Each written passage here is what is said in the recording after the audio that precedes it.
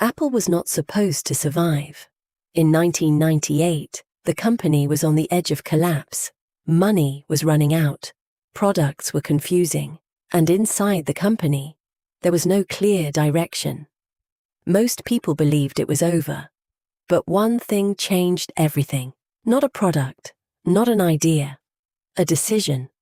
Instead of focusing on design, they focused on something no one talks about: operations. A quiet shift began. They looked at the numbers, and what they found was shocking. Apple was holding inventory for over a month. In tech, that's dangerous. Because technology doesn't wait. What you build today can become useless tomorrow. So they made a radical move. They didn't improve the system. They removed it. Warehouses were shut down. Inventory was cut. Everything that sat still was eliminated. Products were no longer stored. They were built and moved immediately. Days turned into hours. And slowly, the company became lighter, faster, more precise. Money started coming back. But the real move came next. Apple wanted to build something new, something smaller, something better. But it required one critical thing: flash memory.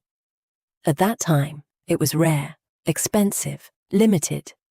Most companies would wait or compete for supply. Apple did something different. They moved first, and they moved big. They paid billions up front, not just to buy components, but to control them. Supply was no longer a problem. It became a weapon. Competitors tried to respond, but it was too late. There was nothing left. Apple didn't just build products. They removed the ability for others to compete. And that changed everything. Today, people look at Apple and see innovation, design, creativity. But behind all of that is something much colder: control. Apple didn't win because they dreamed bigger. They won because they executed better, because they moved faster, and because they understood one thing: in business, what you control is what defines you.